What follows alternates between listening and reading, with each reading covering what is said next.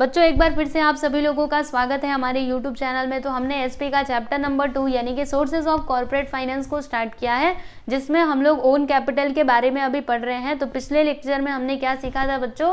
Features of equity shares. ठीक है, आज हम क्या देखेंगे? Features of preference shares. ठीक है, सबसे पहले तो ये समझेंगे कि प्रेफरेंस शेयर क्या होता है और फिर इसके फीचर्स को हम लोग यहाँ पे डिस्कस करने वाले हैं। ठीक है, तो चलिए फिर सब लोग अपनी टेक्स्ट बुक ओपन कर लीजिए, पेज नंबर 19 पे आ जाइएगा बच्चों, पेज नंबर 19। चलो आगे। ओके, तो सबसे पहले तो हम लोग यहाँ पे बात करते हैं प्रेफरेंस शेयर का मतलब क्या होता है। तो देखो बच्चों, इसके नाम में ही क्या है, नाम में ही इसका जो मीनिंग है ना वो छिपा हुआ है। इसका नाम क्या है बच्चों? Preference share. प्रेफरेंस यानी कुछ कंडीशंस में क्या किया जाता है, ये जो प्रेफरेंस शेयर होल्डर्स होते हैं ना उनको प्रेफरेंस दिया जाता है। जैसे कि हमने पहले भी देखा था, जब भी आपको डिविडेंड पे करना रहता है तो सबसे पहले किसको देते हैं हम लोग? सबसे पहले प्रेफरेंस शेयर होल्डर को दिया जाता है, उसके बाद से बचा तो इक्विटी शेयर को मिलता है, नहीं तो फिर नहीं मिलता है। समझे कि नहीं?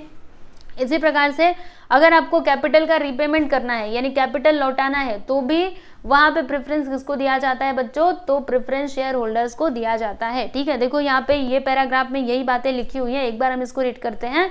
As the name indicates, these shares have certain preferential rights distinct from those attached to equity shares। यानी इनको कुछ preferential rights होते हैं, ओके, जो इक्विटी शेयर्स को नहीं होते हैं। मतलब जो इक्विटी शेयर होल्डर्स होते हैं उनको वो राइट्स नहीं होते, जबकि इनको ये राइट्स होते हैं। कुछ कुछ कंडीशंस में इनको प्रेफरेंस दिया जाता है। ठीक है, the shares which carry following preferential rights are term as preference shares. पहला देखो क्या है प्रेफरेंशियल राइट में, पहला तो a preferential right as to payment of dividend during the life time of company. यानी इनको क्या दिया जाता है? प्रेफरेंस दिया जाता है जब भी हम लोग डिविडेंड का पेमेंट करते हैं तब। ठीक है, वही बात यहाँ पे दी गई है कि जब तक भी आपका बिजनेस चलेगा, ठीक है, तब तक हम लोग क्या करेंगे, जब भी हमारी कंपनी को प्रॉफिट हुआ तो हमको डिविडेंड देना पड़ेगा, और डिविडेंड जब भी आप दोगे तो फिर सबसे पहले किसको दोगे? तो प्रेफरेंस शेयर होल्डर्स को देना है आपको। ठीक है, और दूसरा, जब भी हम लोग कैपिटल को रिटर्न करते हैं तो वहां पे भी, मतलब जब भी आपकी कंपनी वाइंडिंग अप हो रही है, बंद हो रही है,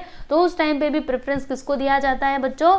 तो प्रेफरेंस शेयर होल्डर्स को ही दिया जाता है। ठीक है, देखो यहाँ पे वही बार बार बातें लिखी हुई है, ये दोनों पॉइंट्स में वही चीज बताई गई है। ठीक है, और देखो एक और चीज, ये जो प्रेफरेंस शेयर के होल्डर्स रहते हैं ना, उनका जो ये रहता है रेट ऑफ डिविडेंड, वो क्या रहता है? फिक्स रहता है। यानी जब भी हम लोग प्रेफरेंस शेयर्स खरीदते हैं ना, तभी हमको बता दिया जाता है कि इतना आपको डिविडेंड दिया जाएगा। ठीक है, तो मतलब पहले से वो फिक्स रहता है। जैसे इक्विटी शेयर होल्डर्स का क्या होता है, वो फ्लक्चुएट होते रहता है, चेंज होता रहता है, लेकिन प्रेफरेंस शेयर होल्डर्स में ऐसा नहीं होता है। ठीक है, उनको फिक्स्ड रेट ऑफ डिविडेंड मिलता है। ठीक है, the rate of dividend is prescribed eight the time of issue. यानी जब भी हम लोग सर्टिफिकेट ये प्रेफरेंस शेयर खरीदते हैं तभी हमको बता दिया जाता है कि तुमको इतना मिलेगा डिविडेंड, तो पहले से ही पता रहता है। ठीक है, चलो अभी आगे देखते हैं बच्चों। जैसे यहाँ पर हमने पहले क्या देखा था, जो इक्विटी शेयर होल्डर्स होते हैं ना, उनको मतलब कंपनी का जो भी मीटिंग होता है, सब मीटिंग में जाने का, वोट करने का अधिकार होता है, लेकिन प्रेफरेंस शेयर होल्डर्स के पास ऐसा अधिकार नहीं होता है। ठीक है, इनके पास कौन सा पावर होता है? तो अगर इनसे रिलेटेड, मतलब ये प्रेफरेंस शेयर होल्डर से रिलेटेड अगर कोई मीटिंग है, अगर उस पर कोई डिसीजन लेना है, तब जाके इनको वोटिंग राइट है, नहीं तो बाकी और जो एक्टिविटीज होती हैं उसमें इनको वोट करने का कोई भी अधिकार नहीं होता है। ठीक है, देखो ये पैराग्राफ में यही बात लिखी हुई है कि normally preference share do not carry any voting power. मतलब नॉर्मली तो इसको कोई भी वोट करने का अधिकार नहीं होता है, लेकिन अगर इनके टॉपिक से रिलेटेड कुछ डिसीजन लेना है तो वहां पे ये लोग अपने मतलब इनको वोटिंग पावर वहां पे होता है, वोटिंग का अधिकार इनको होता है। ठीक है, समझ गए बच्चों? तो ये क्या होते हैं, जैसे हमने क्या देखा था, इक्विटी शेयर होल्डर्स क्या होते हैं? कंपनी के कंट्रोलर्स होते हैं, है ना, वो कंट्रोल कर सकते हैं कंपनी को, लेकिन प्रेफरेंस शेयर होल्डर्स कंट्रोलर्स नहीं होते। ठीक है, तो यहाँ पे ये लास्ट लाइन में देखो यही लिखी है कि the preference share holders are co owners. वो क्या होते हैं? Co owners of company but not controllers. यानी वो को ओनर्स होते हैं। जैसे इक्विटी शेयर होल्डर तो डायरेक्टली ओनर बन जाता है, लेकिन ये लोग क्या होते हैं? को ओनर। ठीक है, मतलब ये कंट्रोलर नहीं होते हैं। समझ में बात आई आपको? यस, तो ये होता है बच्चों प्रेफरेंस शेयर। तो याद रखिएगा, अगर आपको जब भी प्रेफरेंस शेयर का मीनिंग लिखना है तो सीधे सीधे इन दोनों पॉइंट्स को उठा करके लिख दो। ठीक है, और आप ये भी बता सकते हो कि इसमें फिक्स्ड रेट ऑफ डिविडेंड होता है और ये कंपनी के को ओनर्स होते हैं और इनके हाथ में कंट्रोलिंग पावर नहीं होती है। ठीक है, इनके पास वोटिंग राइट्स भी नहीं होते हैं। अगर इनसे रिलेटेड कोई टॉपिक पर डिसीजन लेना है तभी जाके ये लोग वोट कर सकते हैं, नहीं तो फिर नहीं कर सकते। ठीक है बच्चों, तो ये था प्रेफरेंस शेयर का सिंपल सा मतलब, बहुत ही सिंपल है। अगर आप लोग चाहो ना तो एग्जाम में अपने मन से खुद से लिख सकते हो, ठीक है, दिस इज वेरी इजी। चलिए अभी हम लोग फीचर्स पे चलते हैं स्टूडेंट। तो पहला फीचर क्या है बच्चों, प्रेफरेंस फॉर डिविडेंड, वही जो हम स्टार्टिंग से पढ़ते हुए आ रहे हैं। क्या होता है प्रेफरेंस शेयर में, इनको प्रेफरेंस दिया जाता है। जब भी डिविडेंड पेमेंट करने की बात आएगी तो सबसे पहले किसको दिया जाएगा स्टूडेंट, प्रेफरेंस शेयर होल्डर्स को दिया जाएगा, ठीक है। तो देखिए इसमें क्या लिखा हुआ है, एक बार हम इसको रीड करते हैं। Preference shares have the first charge on distributable amount of annual net profit. The dividend is payable to preference shareholders before it is paid to equity shareholders, यानी सबसे पहले इनको दिया जाएगा and after that equity share holders को, ठीक है। आगे देखो यहाँ पे और कुछ भी लिखा है क्या, नहीं, यहाँ पे ये वाला पॉइंट हो चुका है खत्म। पहला पॉइंट समझाना, प्रेफरेंस फॉर डिविडेंड, डिविडेंड में इनको प्रेफरेंस दिया जाता है। सेकेंड पॉइंट की हम लोग बात कर लेते हैं बच्चों। Second point is preference for repayment of capital, और जब भी कैपिटल की रीपेमेंट की बारी आती है तभी भी इनको प्रेफरेंस दिया जाता है। सोचो प्रेफरेंस शेयर होल्डर्स के कितने फायदे हैं, है ना। लेकिन ज्यादा फायदा नहीं है, क्योंकि देखो जब भी कंपनी को ज्यादा प्रॉफिट होगा तो इस टाइम पे किसका फायदा है, बताओ किसका फायदा है, तो इक्विटी शेयर होल्डर का ना। तो इक्विटी में रिस्क है, लेकिन वो वहां पे ज्यादा मतलब प्रॉफिट कमाने के जो चांसेस है ना वो बढ़ जाते हैं, ठीक है। तो चलो देखो बच्चों इसमें दिया क्या है, एक बार हम लोग इसको रीड करते हैं। Preference shareholders have a preference over equity shareholders in respect of return of capital when the company is liquidated, मतलब winding up, ठीक है। It saves preference shareholders from capital losses। देखो बच्चों अभी इसमें क्या दिया है कि वही जो मैं आपको बता रही थी, जब भी हम लोग कैपिटल रिपेमेंट करते हैं तो इन्हीं को पहला प्रेफरेंस दिया जाता है, ठीक है। और इससे क्या होता है, इनका जो कैपिटल है ना वो डूबने का जो खतरा है वो कम हो जाता है, ठीक है। ऐसा क्यों, क्योंकि देखो जो कंपनी के पास पैसा रहेगा सबसे पहले वो क्या करेगी, जो प्रेफरेंस शेयर होल्डर्स है उनका कैपिटल लौटा देगी, उसके बाद इक्विटी पे जाएगी ना, समझ में आ रहा है। यानी पहले तो इनको ही ये दिया जा रहा है, क्या कहते हैं, प्रेफरेंस दिया जा रहा है, समझे। इसीलिए इनका जो कैपिटल लॉसेस का खतरा है वो कम हो जाता है, मतलब यहाँ पे इनका कैपिटल डूबने का कोई चांस नहीं होता है। लेकिन इक्विटी में ऐसा नहीं है, वहां पे जो आपका कैपिटल है ना वो डूब भी सकता है, क्योंकि सबका पेमेंट करने के बाद समझ लीजिए कि कंपनी के पास पैसा बचा ही नहीं, तो आपको कहाँ से मिलेगा, नहीं मिल सकता, समझे ना। यस, तो यहाँ पे आपका ये सेकेंड पॉइंट भी हो चुका है बच्चों कंप्लीट, और मुझे पूरी उम्मीद है आपको ये सेकेंड पॉइंट भी समझा रहेगा। चलो अभी थर्ड पॉइंट की बात करें बच्चों। Yes, fixed return. तो इसमें क्या होता है, हमने मीनिंग में भी देखा था, इसमें क्या होता है बच्चों, जो आपका रेट ऑफ डिविडेंड है वो क्या होता है, फिक्स्ड होता है। जब भी हम लोग प्रेफरेंस शेयर खरीदते हैं ना तभी हमको बोल दिया जाता है कि इतना रेट ऑफ डिविडेंड आपको मिलेगा, समझ में आ रहा है आपको। तो यहाँ पे क्या होता है, फिक्स्ड होता है। देखो इसमें वही बात बताई गई है कि this shares carry dividend at fixed rate, ठीक है। The rate of dividend is pre determined at the time of issue, मतलब इशू के टाइम पे ही इसको डिटरमाइन कर लिया जाता है कि तुमको इतना डिविडेंड मिलेगा, ठीक है। It may be in the form of fix sum और may be calculated at fixed rate, ठीक है। और देखिए यहाँ पे सेकंड पैरा में क्या दिया है कि the preference share holders are entitled to dividend which can be paid only out of profits if the directors in financial crisis decide not to pay dividend the preference share holders have no claim for dividend. देखो बच्चों यहाँ पे एक और बात बताई गई है कि जो प्रेफरेंस शेयर होल्डर्स होते हैं ना उनको डिविडेंड पाने का अधिकार कब है, जब कंपनी को प्रॉफिट होगा तभी, ठीक है। लेकिन अगर कंपनी को प्रॉफिट नहीं हुआ और बोर्ड ऑफ जो डायरेक्टर हैं, मतलब जो वो कंपनी के डायरेक्टर हैं, अगर उन्होंने ये डिक्लेयर कर दिया कि हम लोग डिविडेंड किसी को भी नहीं देने वाले, तो फिर प्रेफरेंस शेयर को वहां पे डिविडेंड नहीं मिलेगा, समझे। यानी कंपनी जब प्रॉफिट में जाएगी तभी आपको मिलेगा, भले ही आपका वो जो रेट ऑफ डिविडेंड है वो फिक्स है, लेकिन जब भी प्रॉफिट कमाएगी तब तो आपको कंपनी देगी ना, समझे। तो इस बात को भी आपको ध्यान में रखना है, समझे। चलो तो ये हो गया जी आपका थर्ड पॉइंट, फिक्स्ड रिटर्न। मतलब यहाँ पे रिटर्न क्या होता है बच्चों, फिक्स होता है। क्लियर, समझ गए ना। तो first, second and third point हमने क्लियर कर लिया, ठीक है। आगे चलते हैं बच्चों, नेचर ऑफ कैपिटल। अब इसका मतलब क्या है, तो यहाँ पे नेचर क्या होता है, जैसे हमने इक्विटी शेयर होल्डर में क्या देखा था, मतलब इक्विटी शेयर के फीचर में हमने क्या देखा था, वहां पे कैपिटल कैसा होता है, परमानेंट होता है। लेकिन यहाँ पर कैपिटल आपका परमानेंट नहीं होता है, समझे। उसमें क्या होता था, कैपिटल का नेचर कैसा था, परमानेंट। जब तक कंपनी रहेगी, जब तक है जान, तब तक आपका कैपिटल कंपनी के पास रहेगा, बराबर, क्योंकि वो परमानेंट नेचर का है, ठीक है। लेकिन यहाँ पे ऐसा नहीं होता है। देखो, preference shares do not provide permanent share capital, they are redeemed after certain period of time. A company can not issue irredeemable preference share. देखो बच्चों, इसमें क्या बताया जा रहा है, जैसे कि मैंने आपको अभी अभी बताया कि प्रेफरेंस शेयर्स जो होते हैं वो परमानेंट नहीं होते, ठीक है। मतलब कैपिटल जो है आपका, अगर आपने प्रेफरेंस शेयर परचेज किया है और जो पैसा दिया है, ठीक है, तो जो आपने पैसा दिया वो तो आपका कैपिटल हो गया, तो वो कैपिटल आपको कुछ समय के बाद रिटर्न कर दिया जाता है। यानी जब भी कंपनी के पास पैसा हो जाएगा तो वो आपको क्या कर सकते हैं, आपका जो पैसा है वो दे सकते हैं। समझ में आया? मतलब ये परमानेंट इन नेचर नहीं होता है, ठीक है, आपको बीच में ही मिल सकता है। समझे? Preference capital is generally raise at a later stage when the company gets established. These shares are issued to satisfy the need for additional capital of the company. देखो बच्चों, ये जो आपके प्रेफरेंस शेयर्स होते हैं ना, ये कब रेज किए जाते हैं पता है आपको? बाद में। ऐसा नहीं कि कंपनी अभी अभी शुरू हुई और अभी अभी हमने क्या कर दिया, प्रेफरेंस शेयर इशू कर दिया, ऐसा नहीं होता है, ठीक है। बाद में प्रेफरेंस शेयर को इशू किया जाता है, ठीक है। और जब भी कंपनी क्या होती है, मतलब जब भी कंपनी को एडिशनल कैपिटल चाहिए होता है, जैसे उसको और पैसों की ज़रूरत है, तब जाके वो क्या करते हैं, प्रेफरेंस शेयर को इशू करते हैं। समझ में आया आपको? है ना, वही दिया यहाँ पे कि अगर एडिशनल कैपिटल की रिक्वायरमेंट रहेगी तब जाके प्रेफरेंस शेयर इशू किया जाता है, ठीक है। Preference share capital is safe capital as the rate of dividend and market value does not fluctuate.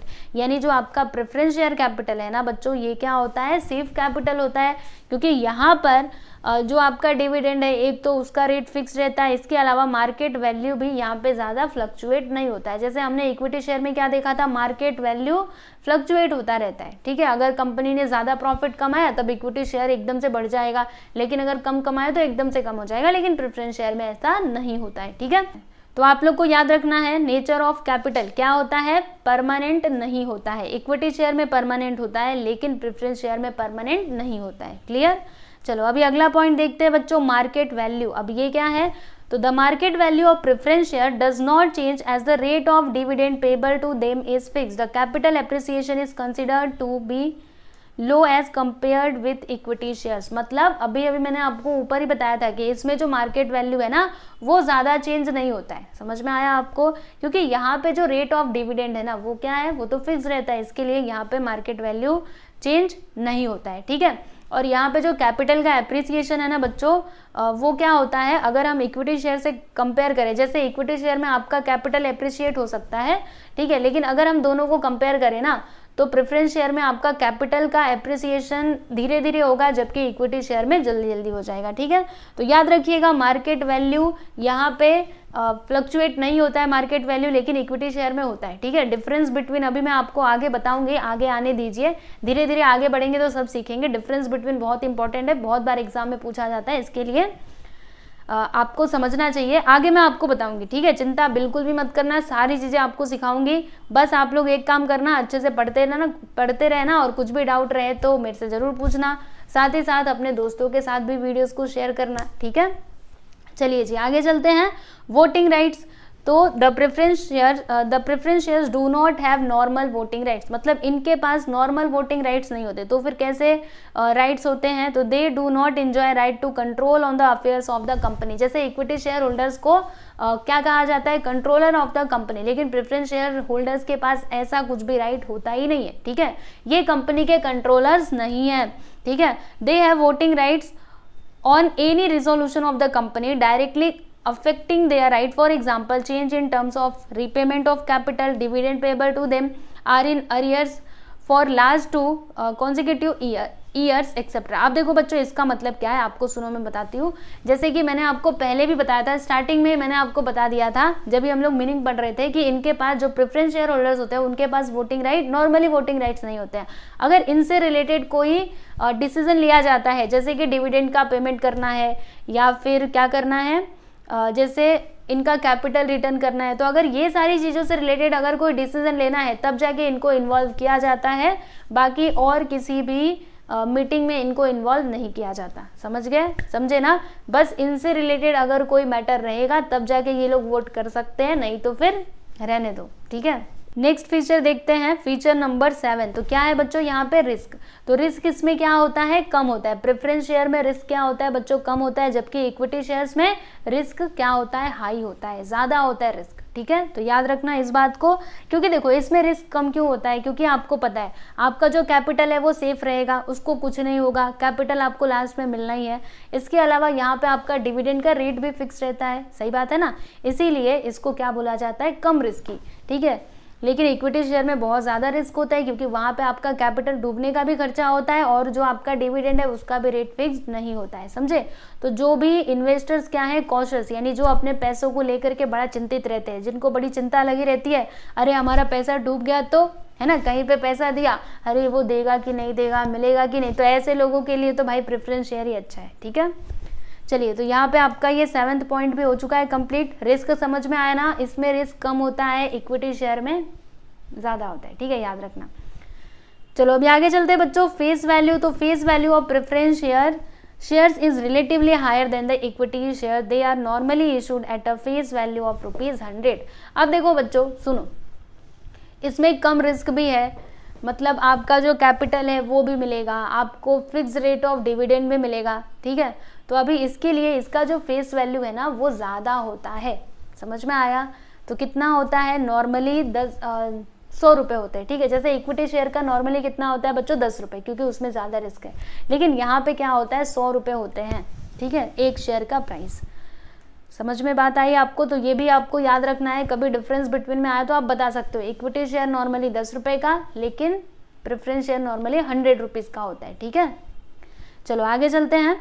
अगला यहाँ पे है बच्चों 9th वन, राइट्स और बोनस इशू। अब ये क्या है, जैसे हमने इक्विटी शेयर में देखा था राइट इशू और बोनस इशू, यानी जैसे बोनस शेयर्स दिया जाता है इक्विटी शेयर होल्डर्स को, और राइट इशू में हमने क्या देखा था, अगर हम शेयर्स को क्या कर रहे हैं, इशू कर रहे हैं, तो सबसे पहला प्रेफरेंस किसको दिया जाता है, एग्जिस्टिंग इक्विटी शेयर होल्डर्स को दिया जाता है। ठीक है, लेकिन अभी प्रेफरेंस शेयर होल्डर्स को ये दोनों हक नहीं होते, मतलब इनको ना बोनस इशू, मतलब ना इनको बोनस शेयर्स दिया जाता है, और ना ही जब भी नया शेयर को इशू करते हैं तो इनको प्रेफरेंस नहीं दिया जाता है। समझ में आया, मतलब इक्विटी शेयर में जो उनको दिया जाता था इक्विटी शेयर होल्डर्स को, राइट इशू और बोनस इशू के मामले में वो इनको नहीं दिया जाता है। वही बात यहाँ पे लिखी गई है, एक बार पढ़ लो।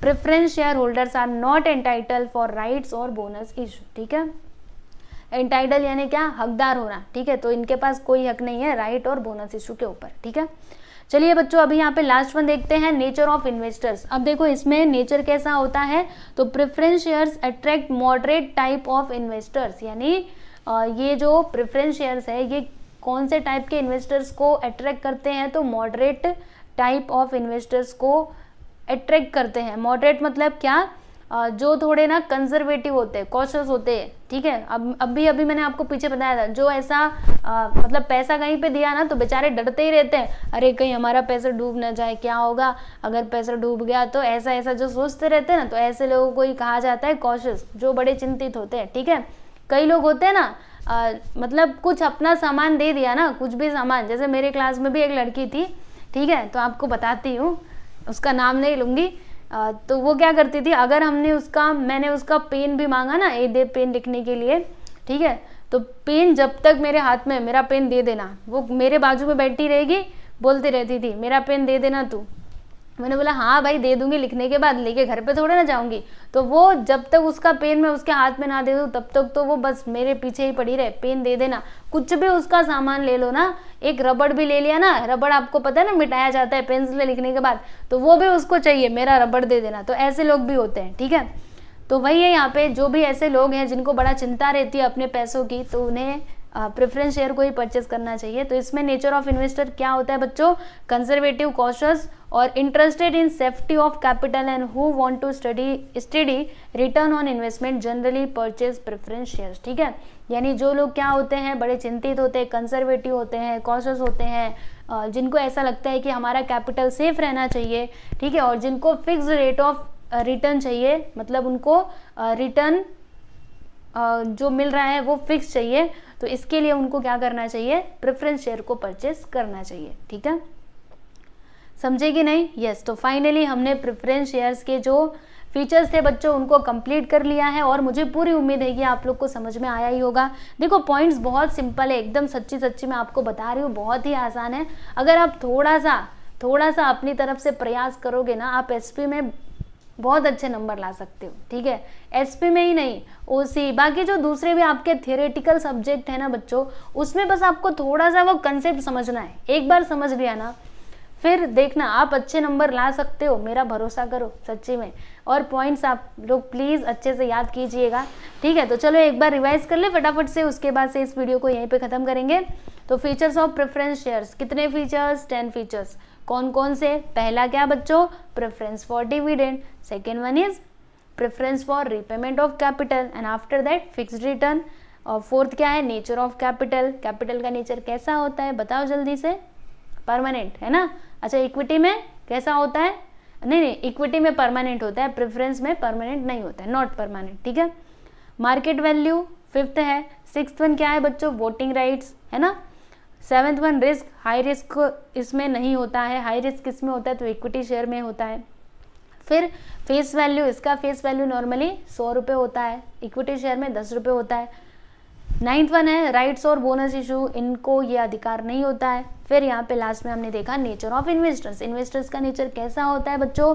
ये लोग होते हैं थोड़े कम दिल वाले, है ना, मतलब जो कॉशस होते हैं, कंजर्वेटिव होते हैं, जिनको ऐसा लगता है कि हमारा कैपिटल सेफ रहना चाहिए, ठीक है। तो ऐसे नेचर के इन्वेस्टर्स इसमें आते हैं, किसमें? प्रेफरेंस शेयर में, समझे।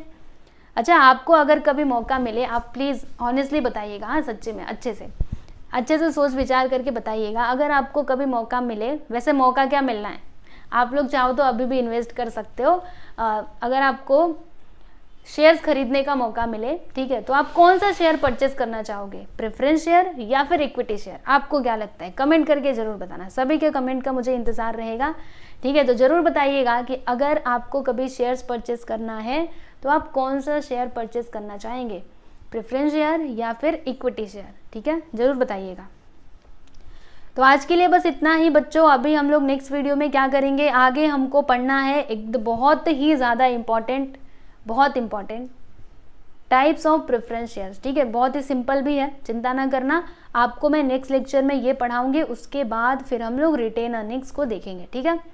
तो अभी बहुत कुछ है, धीरे धीरे हमको सब पढ़ना है, धीरे धीरे से आगे बढ़ेंगे, है ना। तेजी किस बात की है, कहीं विदेश थोड़े ना जाना है, आराम आराम से करेंगे। चलिए फिर चलते हैं, आप लोग अच्छे से पढ़ते रहना और जो बोला है कमेंट करके ज़रूर बताना, ओके। चलो जी, गुड बाय एवरीवन।